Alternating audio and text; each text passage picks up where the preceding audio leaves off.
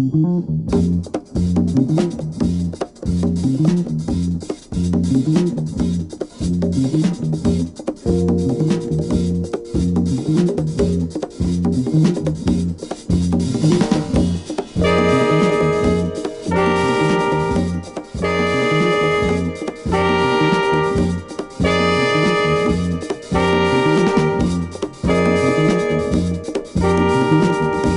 a mission given to me by Woody Shaw, Sunship, Dizzy, and Billy Higgins, dedicated to pursuing a piece of our cultural heritage through interviews with my jazz heroes, this is The Jake Feinberg Show.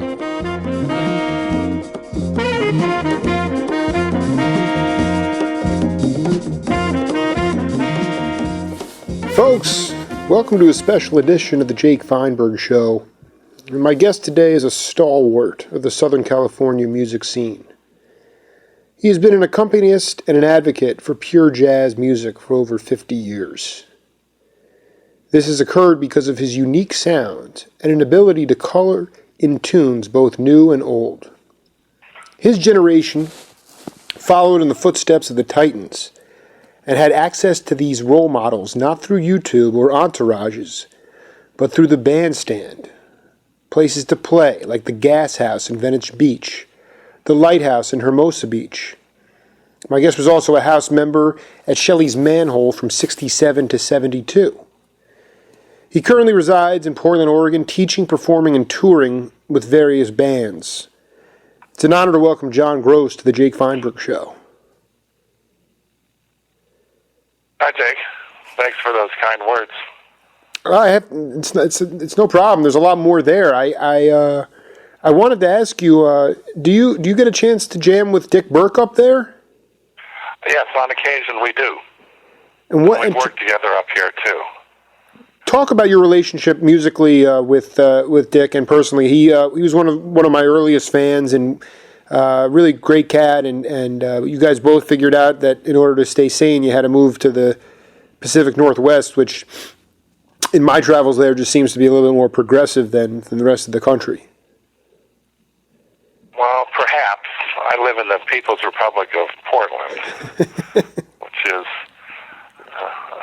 a liberal enclave in a kind of purple state. So, but I've known Dick for about 40 years. We first met at Shelley's when he was working with Bill Jackson and Ray Brown. Sure. And, we've been friends ever since. He's a great drummer and a wonderful person to be around. When I talk to him about Portland, he says it's kind of like the 50s up there. I know that you did a very apt job of describing the western part of the state as opposed to the eastern part of the state. But, he says it's like a throwback to the 50s. There's some nice hot houses to play in. The audiences, they understand the spiritualism in the music. He has a ball up there. And I just, I don't want you to parrot that. I want you to give your own assessment of the music scene in where you're at right now. Well, I moved up here over 20 years ago, 22, 23 years ago, and it was very good for 15 years, and I could work like 2, 3, 4 times a week, and make a living, and play good music, and tour, and do different things. Like the rest of the country, we've suffered at the hands of the system that's been put in place, and it's been growing for the last 30 years. And so everybody all over the country is hurting as far as the middle class and live music and stuff like that. It's been a tough time for everybody. And, I don't know if it'll change or when it'll change. But, to remain optimistic that it will change for the coming generations. I have two daughters, and they're pretty young, and I know that I can't. At this point, I'm not a musician, but I am a journalist and I am a historian, and I'm somebody who the need for authenticity is very high with me, and I can see through this smokescreen. It just seems, since we entered into this 21st century, sort of feeling compelled to evolve digitally, but regress from a humanistic point of view. That does worry me quite a bit, and it's one of the reasons I just feel I want to provide a forum for cats like yourself. The need for a certain percentage of the population to play music and to play it in an improvisational setting will always be there. The audience may change, the superficial aspects of that may change, instrumentation or whatever you're using will change, but the idea that of improvising will stay. That's not going to go anywhere because it's such an important part and life.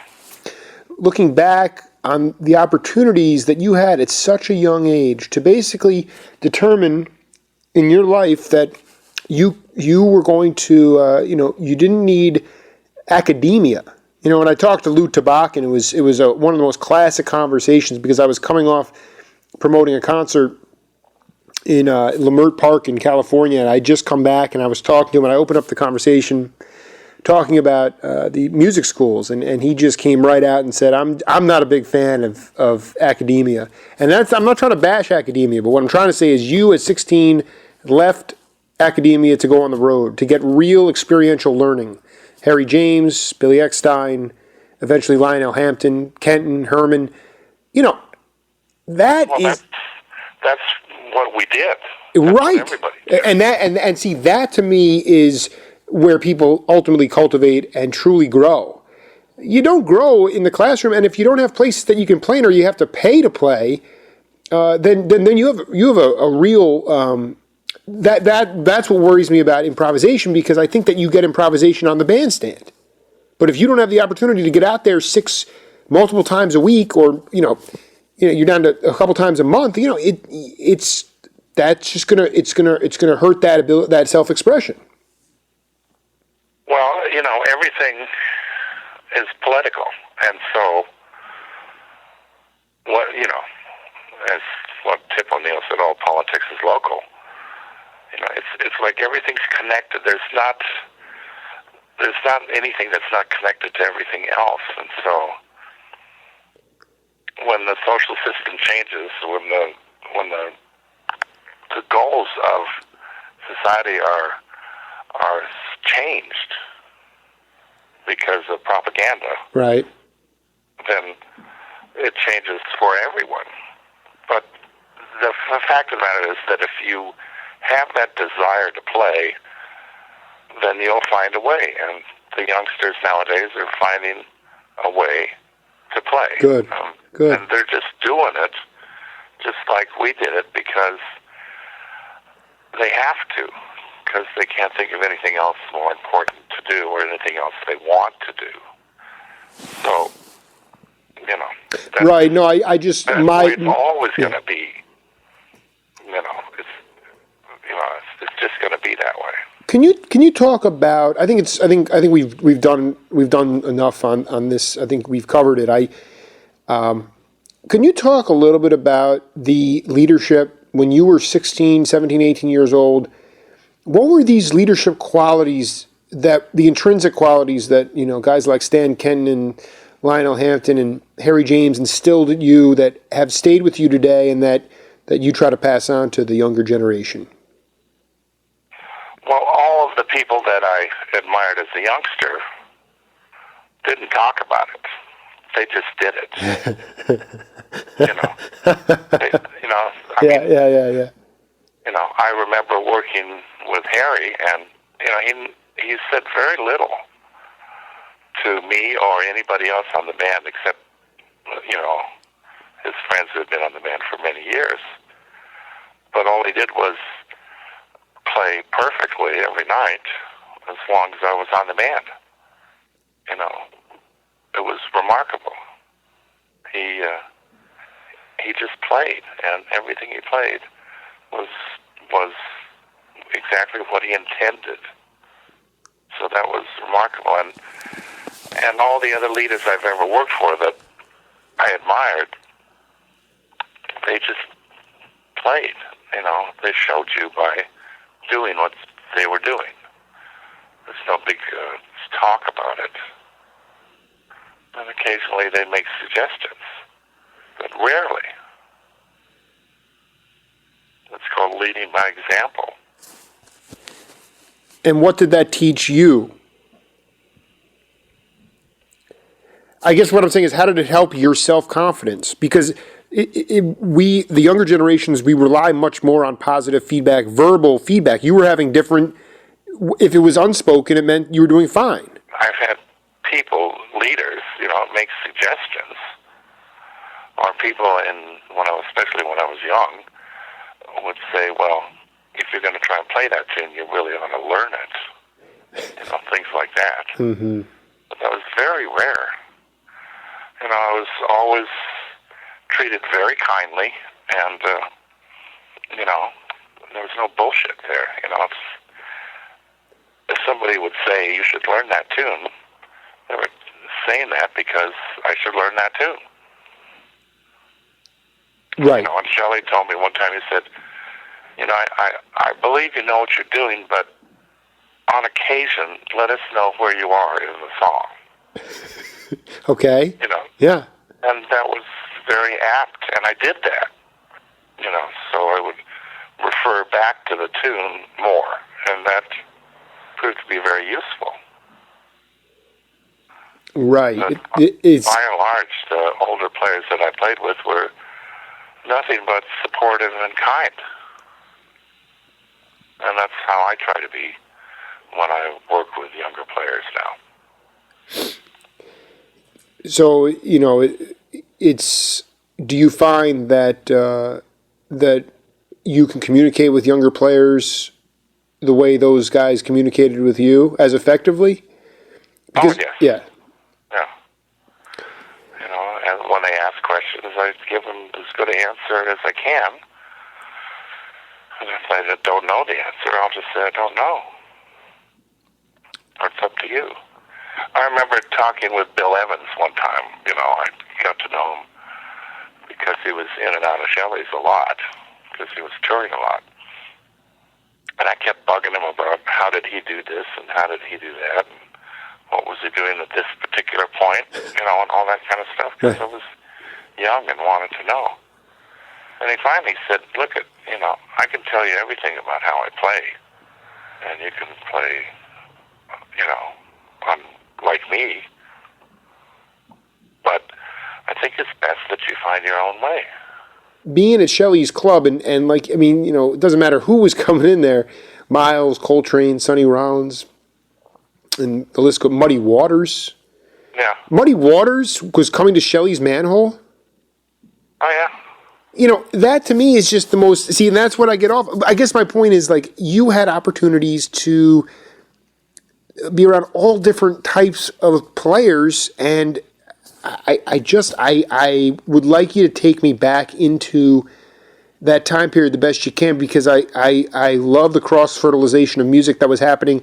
Essentially, the time that you were the house band member at Shelley's Manhole is, in my mind, the most expansive and explosive period of music in this country that we've ever seen. So, if you would, just humor me and talk about that amazing revolving door that was Shelley's Manhole. Well, see, it wasn't unusual. There were 3 or 4 clubs in L.A. that were doing the same thing, and there were clubs all over the country and all over the world that were doing the same thing.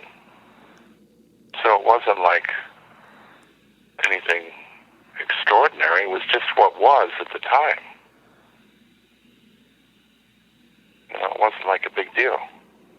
I could walk out of Shelley's and walk down Sunset Strip and see Bob Dylan. Just walk in and see him.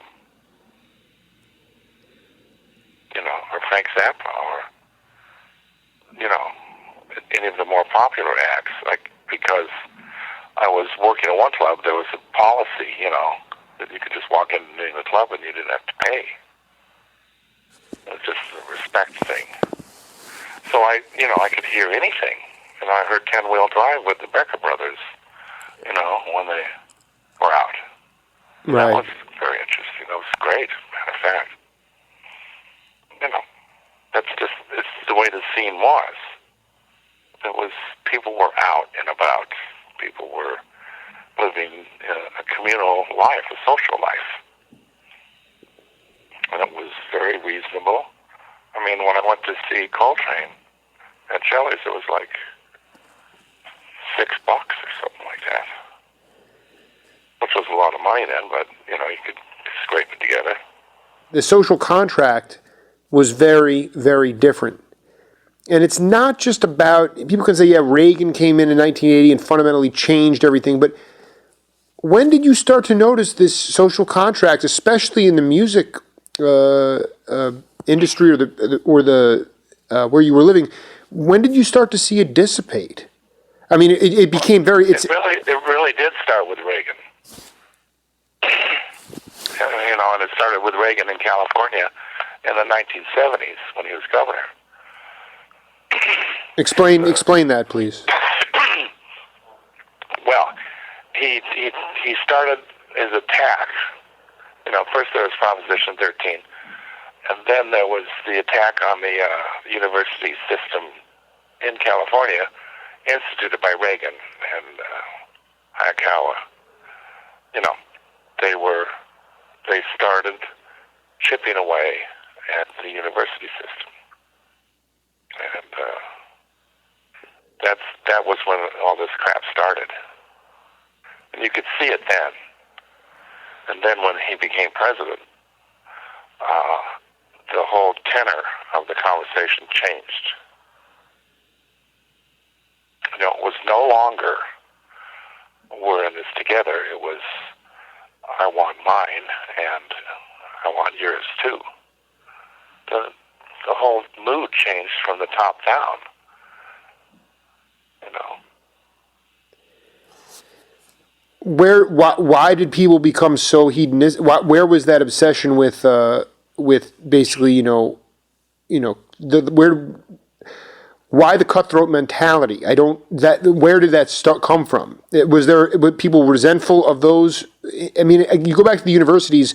When you say chipping away, you mean they cut away specifically at music programs, at funding for creative arts? I'm trying to. What was the original? There was no respect. You know, there was no respect for higher education. There was always the attack on academia as being leftist and all that kind of crap. You know, and you know that.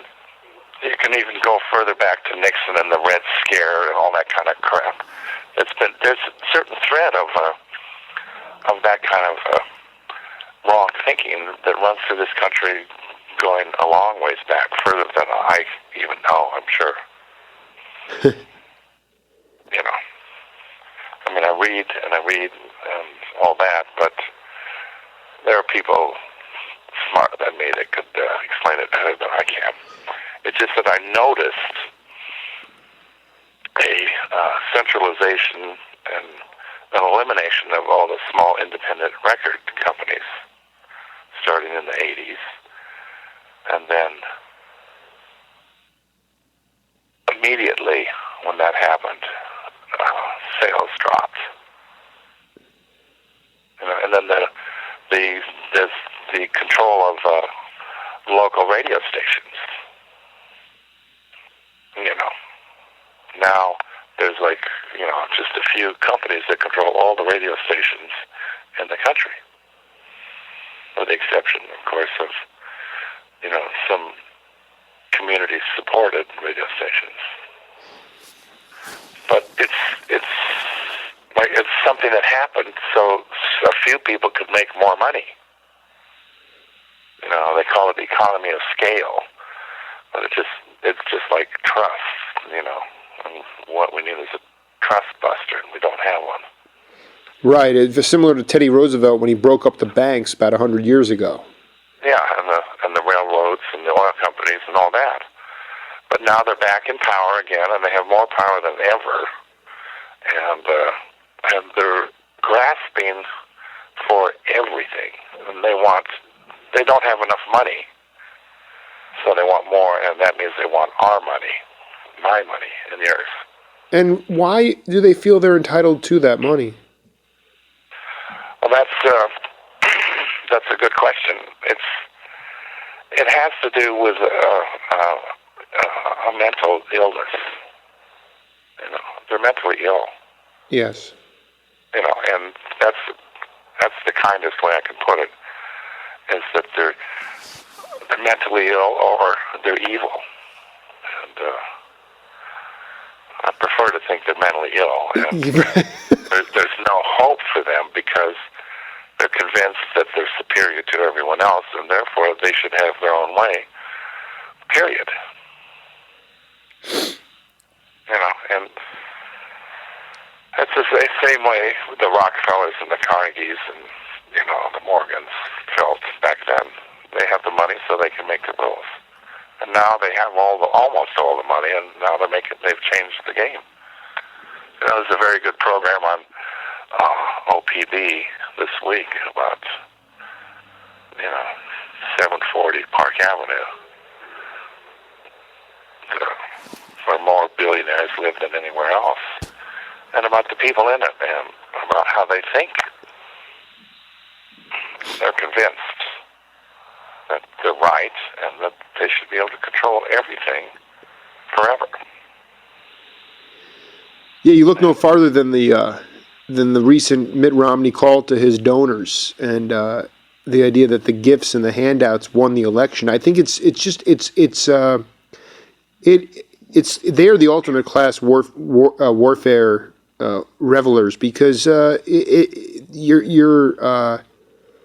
you're making these huge stereotypes and taking out cross sections of our country that are hardworking and based on scale, are determined to only make a certain amount of money, but they're not freeloaders.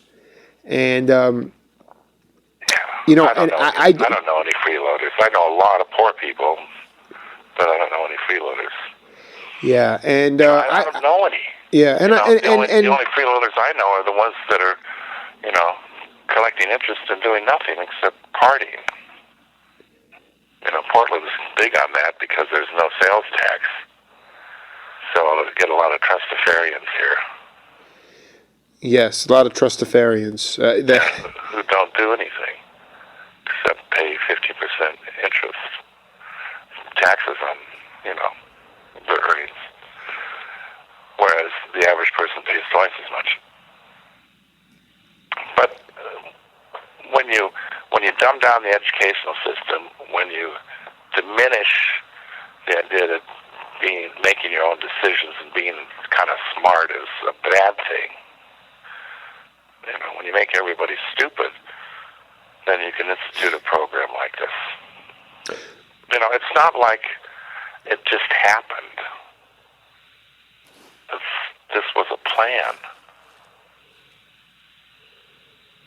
You know, it started, you know, if you go back to the Powell Doctrine in the 70s, Lewis Powell. Yes.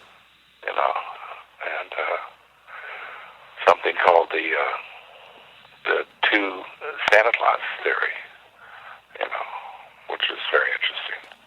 You know, if you go back to that, then this is the end result of what was wanted at the time, and it's continuing.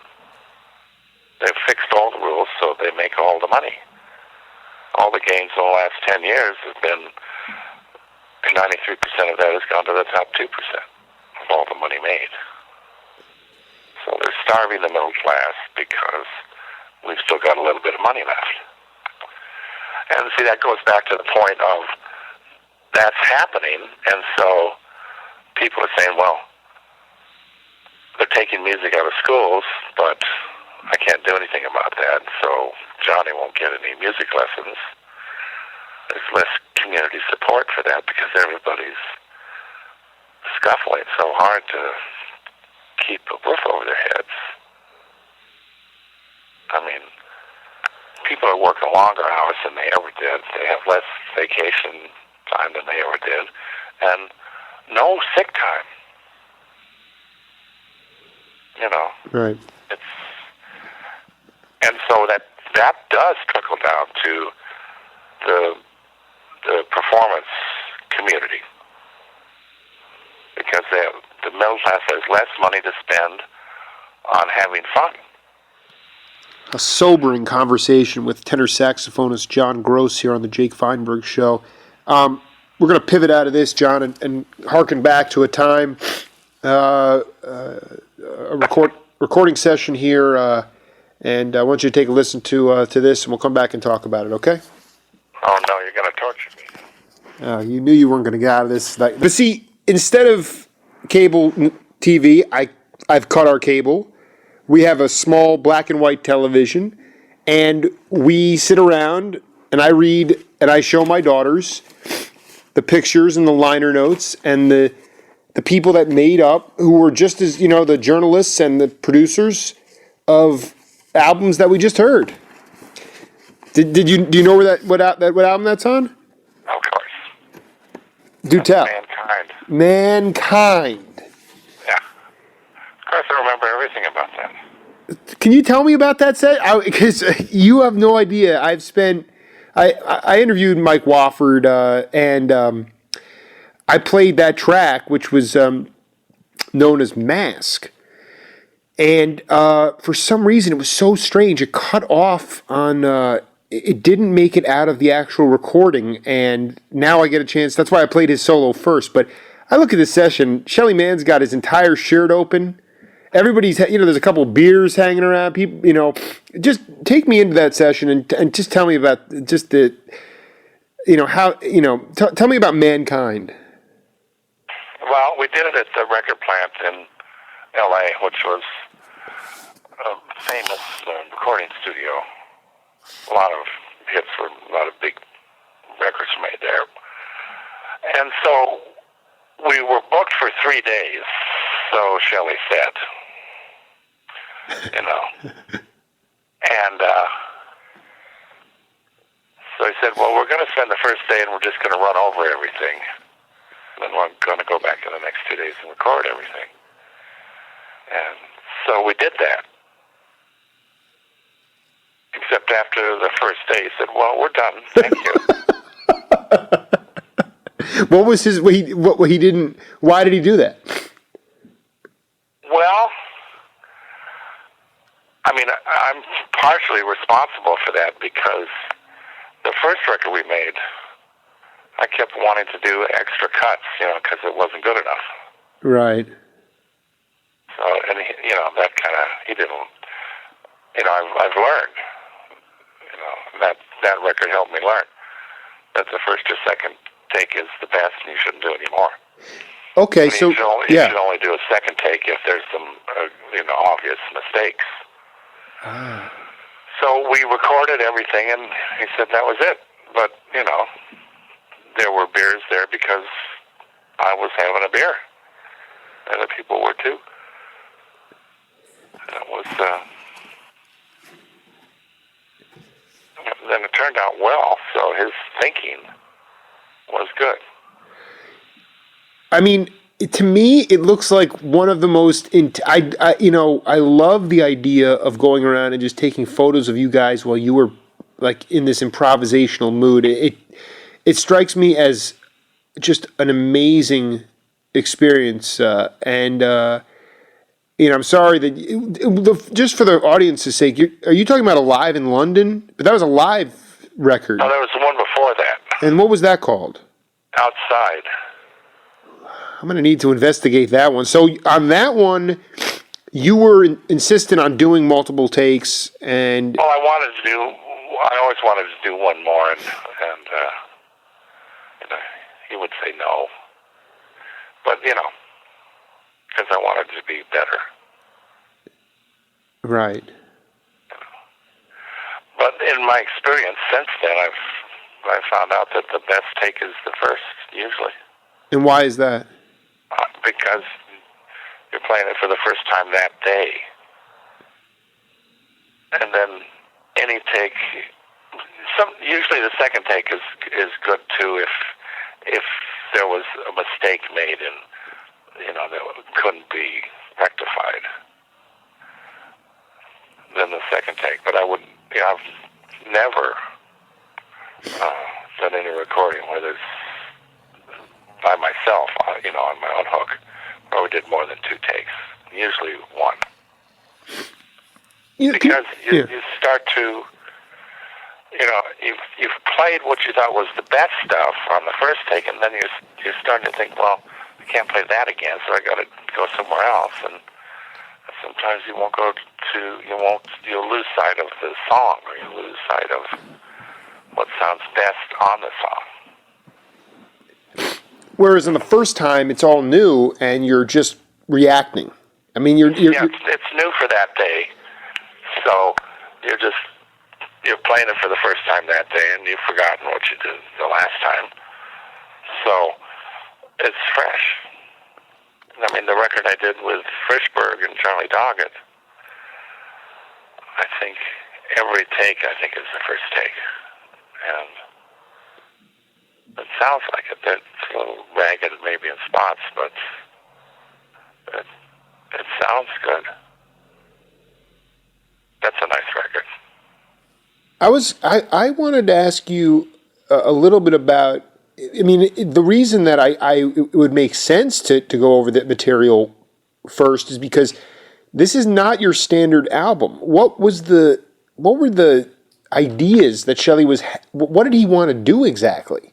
These were tunes that we performed every night, 3 or 4 times a week. With this question about oh my dear what God. was going to happen, because we had been playing them, so we knew exactly what was going to happen. Form-wise, solo-wise, it's all right there. I mean, we would decide to have certain people play solos on certain tunes, but otherwise we knew everything that was going to go on as far as structure. Okay, so when we look at these, clearly this is like an evolution of from the earliest mankind through human being. I mean, that to me is in a live show. That would be a bit haunting. How do you mean? This is one of the most haunting records I've ever heard in my life. Yeah, well, it was a very good band. You're telling me that, okay, so this is so fascinating, and I'm just an honor to have John Gross on to be able to fill in the blanks. This entire band was the house band, or were any of these guys brought in for the session specifically? Oh, no, that was just the house band. Oh, my gosh. This is one of the greatest stories of all time. Castleman, Wofford, Gross, Barone, Mann, Morell, Moffett. Yeah. And John Morell and Brian Moffett would just show up. I don't even think they were getting paid. John Morell was a studio guitarist who wanted to play, with us. So he just started showing up and playing. And it worked out really good. Oh, my God. He added, that guy, these guys just look, everybody looks, I think that's what makes it so great is that this was marketed. You guys were given identities. I would know nothing about John, really. I mean, aside from the sound of your instrument, but being able to see the live takes of the session and then to hear the kind of music that was played, I mean, and just to look, there has to be over 24 percussive instruments that are used on this entire, between Mann and Moffett. That, yeah. I mean, it's just insane. Well, it sounds good. So, and it wasn't like anything out of the ordinary.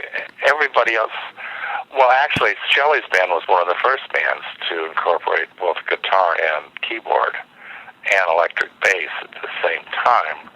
It was one of the first, real fusion bands. And this was before Miles had a fusion band. We were doing this. Well, yeah, that is actually. When would you say that the evolution of Started in like '69 or late '68, whenever John started showing up. So John Morell would show up. He came in one day and he wanted to sit in and play more jazz, or he just wanted to sit in with you guys Just wanted to play. And we said, okay. Shelley was open to that, and he had he was like stretching himself because he had picked up a whole bunch of other percussion instruments that he would play. The berimbau, the waterphone. He had like 4 or 5 that he used on a regular basis. And then Brian came in with all his stuff. Yeah, talk about this Moffat. Where is Brian Moffat? Because this guy. I have no idea where he is. I don't even know if he's still alive. Just for the audience, I'm going to read off percussion: Brian Moffat, ray gun, whistles, siren ring, sheet of tin, flexitones, bowed cymbals, assorted bells, wind chimes, shaker sticks, hi-hat maracas, assorted sound toys, slide whistles, tambourine, corrugated tube, docket de bellows. Yeah. Now, I will say this. For all the great work, for the photography, the personnel instrumentation, they list you as tenor sax. Well, in Scavenger, I'm pretty sure this morning I heard some flute. Yeah, that was me. Yeah, well, they should have. They left that off. But, not everything is perfect. This is fascinating because this type of, if I'm not mistaken, when I interviewed Todd Barkin, he told me Shelley's Manhole closed in '72. Yeah, it did. Was that a sudden closure, or? Well, it had to do with the person who owned the building, who built an echo. He was I forget his name. It was Wally Heider. He owned the building, and he was a famous recording guy. Oh, I know him very. Yeah, no, he had a studio up in San Francisco too. Yeah, and so he owned the building, and he had a studio there, and then he put in an echo chamber up above the club, and so we could no longer play there. We tried playing there with quieter bands. It didn't work, so it just closed because of that. And that was that. It would have still been there for years because the business was always good. And Shelley would have put money into the club if needed to, because he was doing quite well as a studio musician, first call, making lots of money, working all the time. Sure. And so from when it shut down, between that time and the time that you joined Toshiko and Tabakin, who did you spend your time with playing at that time? I just worked. I spent like 3 years with Don Ellis. I did a lot of recordings with Putter. Putter had a band, I had a band. There was always places to play and always gigs. Casuals, Latin gigs, weddings, funerals, all that kind of stuff. There's always work. Right, and the cost of living was not exorbitant, so that the money you were making was enough that you could live on it. Yeah. It made sense. Well, you could do it, I was not good with money, and I had, I went through, some real severe personal problems. Right. That had to do with my alcoholism and drug addiction. So that affected, my career path greatly. But that was something that I had no control over at the time. And when I stopped, then I realized, that I had really shot myself in the foot, but there's nothing I could do about it. No, absolutely not. There's no. But that occurred in. Well, it was getting worse all the time, and by the time when Toshiko left to go to New York, then that's when it kind of like accelerated, and I sobered up like about a year afterwards.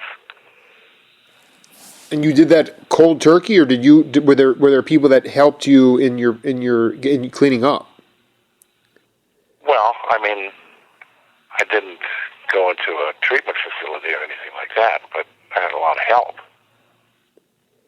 You know, there are programs that are available to everyone that will help you if you're done.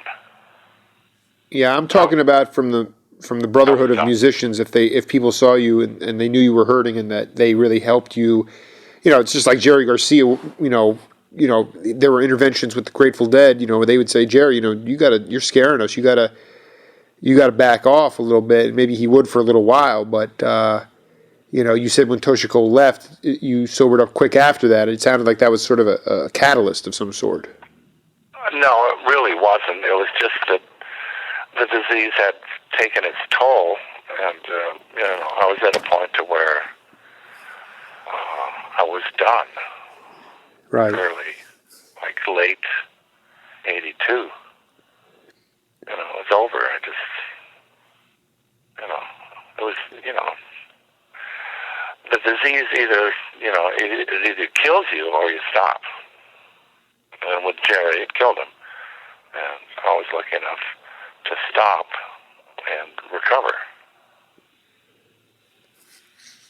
And to be fair, the time period, you know, I'm well aware of this, but the period of time in music, this period of time when John Gross was the house band member at Shelley's Manhole, early 70s, people were, you know, rampant users of all sorts of substances. And I mean, Bob Jones, the drummer from the Bay Area, he said that, you know, him and John Kahn, they wanted to be, their idols were Thelonious Monk and cats like that, because they were doing heroin and playing this great music.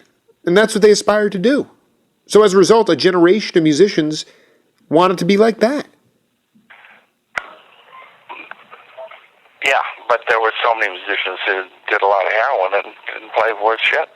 You know, I mean, right. Thank you for coloring that in. Sure. But it was also, you know, I mean, I'm not trying to single you out as some sort of black sheep. It was just, it was part of the time. Well, yeah, but there were a lot of musicians who used drugs, as we would say, recreationally, and never abused it. A lot of people would use coke for a little while, and then they'd stop because it was just boring, you know, or they'd try heroin and say, well, I can't get into this, or they'd just make them sick. But there was more drug use in the 60s and 70s, but you know, it wasn't like everybody was into it. There was always just a few who were abusing, and there weren't a lot who were indulging to the point to where it killed them. Right. You know, most of the people, I mean, on Shelley's band, you know, I was the only real screw-up. Everybody else was just fine. They might do something, you know, but not much. What was the reaction of the old guard, you know, like Shelley Mann and, you know, some of these guys, as Sam Most?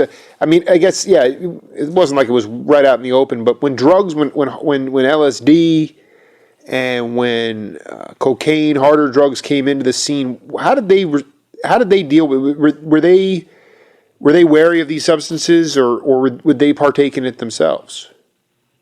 Well, there was always cocaine and heroin and pot and alcohol around from the beginning of the century. You know, there's, you know, But I can't talk to Charlie Parker or John Coltrane. Well, you know, Coltrane did use LSD. Right. And try it, and a bunch of other guys tried it, and, you know, it was just something if you're curious, you would try it. Doc Ellis, the pitcher, tried it, threw a no-hitter on it. Yeah, and I remember, an old black guy, an old musician, said, they told me that this would make me love everybody, and when I took it, I just wanted to kill the cop that I saw. Oh. So it wasn't the same thing for everybody. It's like it was just there, and the people who had common sense, might try it a few times, and then just stay away because it interfered with their life. Sure. And then there were the people like me who have a disease that makes me susceptible to continue using. And that's just what happened.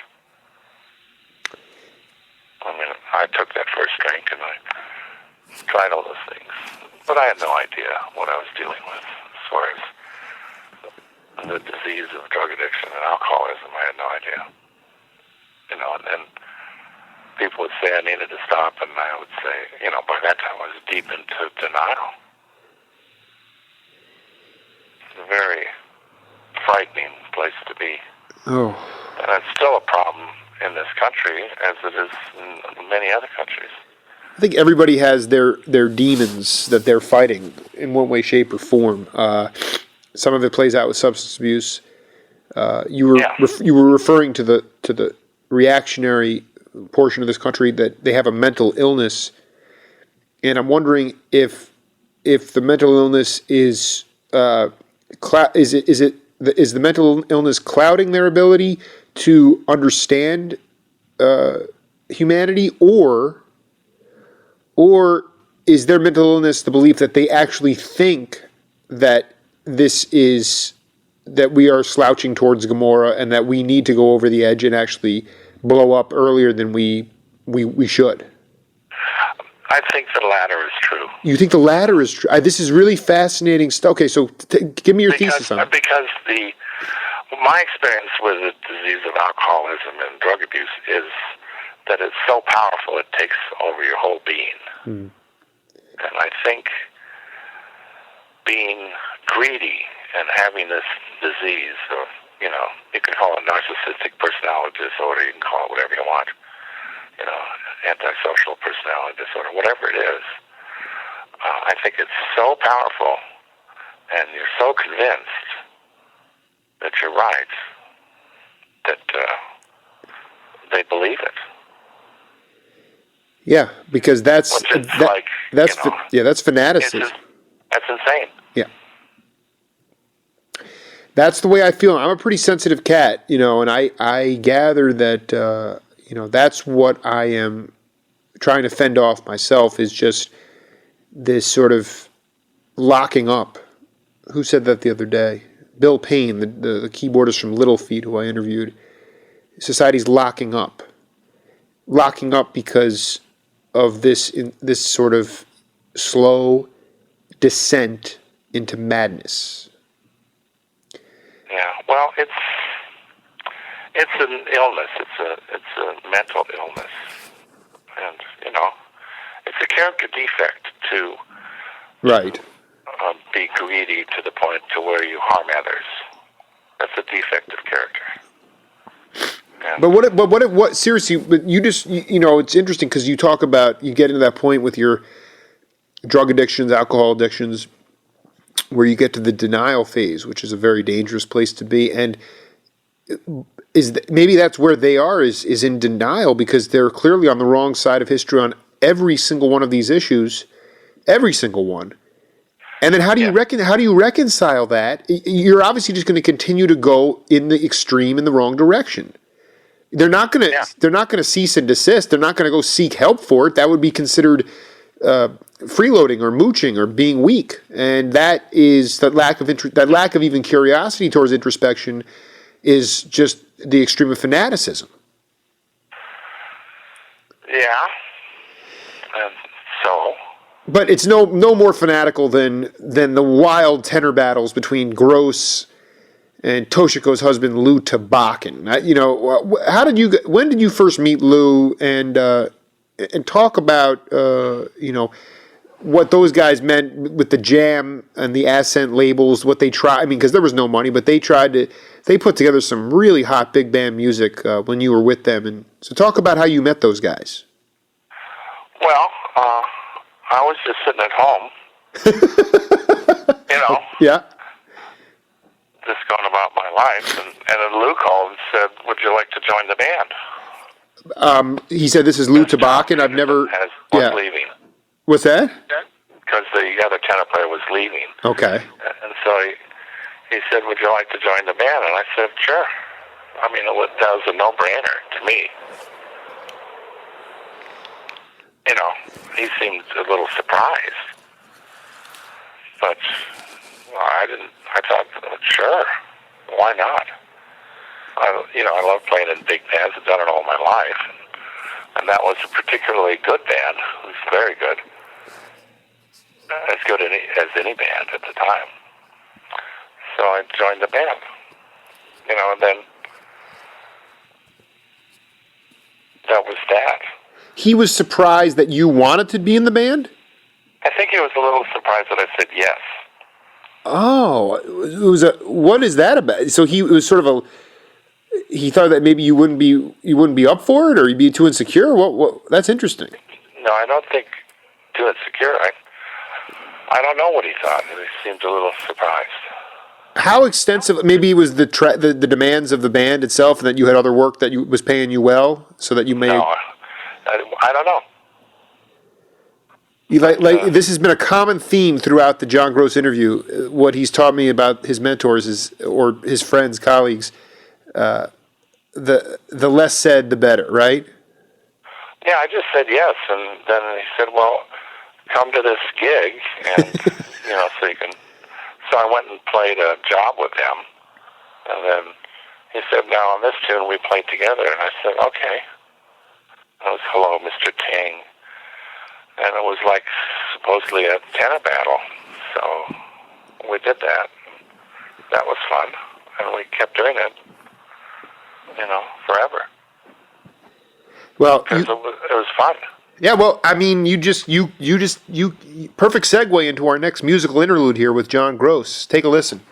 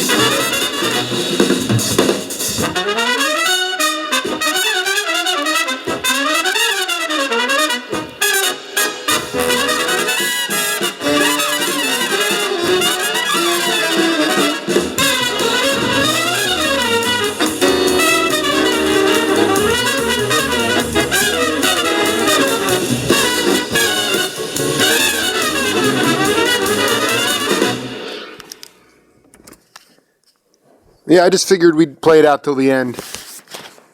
Yeah. So that went that went on for 4 years, countless. Yeah. Every night. Oh my gosh. It was real fun. What do you what comes close to that in your musical career, artistic life right now? How do you mean? I mean, are you play with a big band up there at all, or do you get an opportunity? No, there's no big band that's really that good. There's not very many that are that good ever. Not anymore. Hello? Yes. Yeah. I mean, there's some great bands in New York. Maria Schneider, Dave Holland, the Vanguard Band, and so there's that bass player, Christian McBride, has a big band that's probably good. I haven't heard it yet, but it's probably good. He's really talented. Right. And there's several bands in LA that are excellent. That I used to play in that were just wonderful. Played with Bill Holman for like 3 or 4 years. He's a guy I still need to get to. Bob Cooper. Right. Which was a pleasure. That was a great band. I was sitting next to Bob Cooper, and then it was Lanny Morgan and Bob Minatello and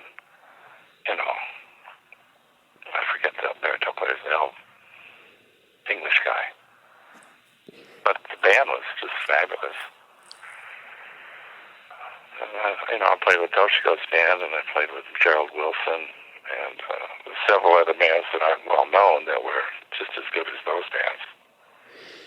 And what and what would oftentimes, I mean, you weren't playing the Hollywood Bowl every night. I mean, and that's a large sound. So where were you guys? What were the venues you guys were playing at? We rehearsed at the Musicians Union once a week. And live gigs would be where? Yeah, Bill would work like maybe once every month or so. Gerald would work once a month.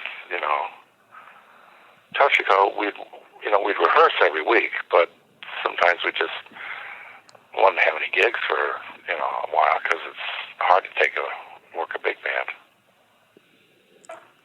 But you didn't do it because of the money. You did it because the level of musicianship was as high as you could get, and it was fun. Right. It drove you. It drove you forward. It kept. It was soul personified. It was just fun. It's like, oh boy, today I get to do that. Great. I mean, it's like you look forward to it. You say, oh, great. Well, because it was fun. Hanging around a whole bunch of guys who were, just wonderful to be around. Going back quickly to Shelley's band in the early '70s, what was how did you interpret that's the wrong word. How did you when John Morell would come in and play those wah pedals, and Mike Waffer was on that Fender Rhodes, the acoustic to electric instrumentation switch, or the rock and roll came in pretty heavy at that time, but in that early '70s period, how did you deal with that switch from really acoustic music to more electric fusion kind of music? What do you mean? How did I deal with it? As a player? I just played.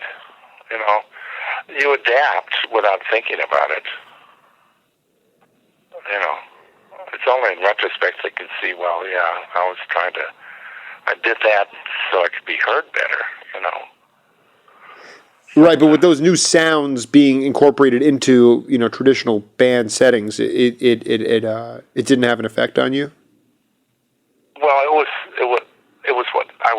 what everybody around me was doing. It was a gradual thing, so you didn't notice any abrupt change. It just one year you were playing with an acoustic band, and the next year the band was electric, and so. That's just the way it was.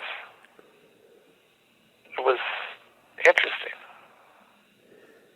It also, it wasn't like a big change because the players were the same. They played just as well. They just were using different things, different tools to do the same thing. It was fun. And you had to think of ways to be heard above the din, but that was never any problem. I have a dear friend of mine. He moved back recently with his family to Portland, and if I ever do get up there to visit him, I'd like to know where to find you, where you're blowing once in a while. So could you tell me where that is? Well, right now I'm working more in New York than I am in Portland. Wow! Oh, do tell.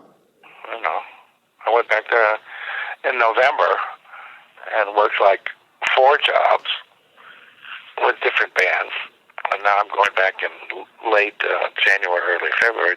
I've got like 6 jobs in 7 days. I'll be doing, and I have a job coming up this Wednesday with my new trio, which is on YouTube. John Gross Trio with a drummer and a guitar player. We're working the job Wednesday, and then I just did a job with Dave Friesen when he was inducted into the Oregon Jazz Society Hall of Fame. That was last week. And that's about it. There's working New Year's and a few other things, but nothing much. I'll probably do something with the Portland Jazz Festival in February. But I'm going back to New York and work at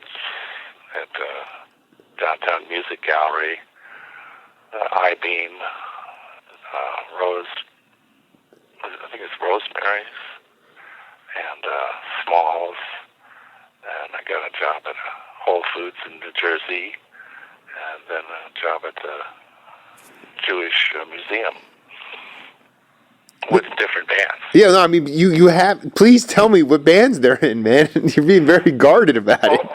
One is Jonas Teuber, who's a bass player, cello player, and a composer, and he's got a band with Hans Tamman, who plays an analog keyboard electronic stuff. Oh, wow. The wires coming out. That's like it's effects. Oh, it's like a Patrick Gleason kind of thing. I'm not familiar, but he was, and Billy Mintz and myself. And so we got 2 jobs with that band. And then I'm doing a duo with Billy at Smalls, and I think we're doing a quartet at the I-Beam. And then I'm doing a quintet with a Russian girl tenor player. That'll be a quintet. And Putter will be on that. And so, just on a lark, I decided to call last year and see if I could work back there, because things are slow here. And New York's still happening. It's not as much as it was, but it's still going on. There's on Monday night, there's 8 different big bands that are playing. Right. All over the city. And there's these little clubs that are still going on. Quite a few. Not as much as there was, but there's still quite a few. Well, so I'm going back there and work some jobs, and that'll be fun. Well, I look forward to seeing that trio up in Portland. It sounds fascinating with a drummer, guitar, and horn. That's not your traditional trio, but that sounds fascinating. Yeah, well, I met this guitar player, Cameron Morgan, and he said, well, there's this drummer in town who hasn't played in a long time, but he used to play a lot in New York. A guy named Scott Cutchell. Played with Dave Liebman and people like that. Sure. And so we got together, and we've been working a few jobs. And, hopefully there'll be more. But we'll see. Considering the financial situation and the state of the economy, it's tough to get jobs. So I'm not working as much as I used to, but Well, especially when the country's going through sort of a mental breakdown the way we are, I think it makes it especially difficult for there to be any real fluidity or flow, because there's a huge amount of disruption, and uncertainty is the key to the mentally ill being successful. So. And the average person is scared. Right, exactly. They're scared. They say, well, we really shouldn't spend any money we can't except on essentials, so we're going to have to cut back. The average person, the average middle-class family, they're being really careful about how they're spending money. And they're not spending the money the way they used to, when they could be assured that they'd probably have their job and that they'd be getting a raise every now and then, and things would get a little bit better. So, it's tough on everybody because of the situation. And so I can't really complain. I don't complain because I've been luckier than most, and so I'm really grateful just to be alive and have my head above water. So I don't complain, but you can see the misery going on around you. Yes. And you can't help but be affected by that. and you know why. You know, clubs are having a hard time. And I think that the painful thing is that the solutions are there and solvable, but because of mental illness, they will not be solved. Well, we'll see. You know, we'll see. Right. You know, I'm not throwing in the towel, and I'm not saying that it's going to get worse, because there's a real possibility it could get better. You know, I mean, now we have the probability that there's going to be 50 million more people that are going to have health insurance. And even the ones that are complaining about having to do it are going to do it, and they're going to be surprised that they're covered. And they won't have that as much of a worry. And so that's like a big deal. Well, it actually will probably be somewhat of a coup, because the resources and the money that is being sucked up into healthcare can maybe possibly go to middle class wages. And and no, but I think what you said is very prescient, because I like you, I'm fortunate enough to have my head above water. I'm fortunate enough to take a lot of motivation from my children, knowing that I have an obligation to be there for them and support them. But you know, in a town like Tucson, in a state like Arizona, you feel that pain around you too. And I guess in some ways, to escape that or to dull it, it's my job to go out, and I feel compelled to go out and find artists like yourself who are still blowing. And like you said, you're not throwing in the towel, and you're still going out and being creative and expressing yourself, and not necessarily saying a whole lot, but just doing it and making the place around us a little bit more palatable. So we've really gone pretty deep on this conversation, John. I did not. This is it's okay. We're that way. Musicians are that way. They like to talk a lot. Well, I mean, this has been especially. I mean, we're kind of going on the same wavelength, which has been cool. And you've been on the earth longer than I have, but it's always a treat. And I look forward to catching up with you at some point, either in New York or up in the Pacific Northwest or down in Southern California. Somewhere along the line, our paths will cross, and I'll bring a copy of Mankind for you to sign for me. But in the meantime, I got to get the that album from '69. I think it's '68. I'm not sure. There's Junie Booth is on bass, and Peter Robinson was the piano player. Oh, my Junie Booth! My gosh, that's amazing. Love that bass player. Yeah, he's doing good now. He's back in New York, and he's cleaned up, and he's doing well. He's playing. Wow, that's great. Yeah, I saw him about 10 years ago. I was back there, and I saw him, and it was great to see him. He was just getting back on the scene. That's great. He was a wonderful bass player as a kid. Just great. Well, we appreciate your work as well, and you're great horn player, great flautist, and John Gross. It's been an honor to have you on the program, man. Well, thank you for having me. It's been a pleasure. Yes, absolutely, and we will. We'll talk soon, and keep swinging, my friend. You betcha. Happy Thanksgiving. Okay, same to you. Bye-bye.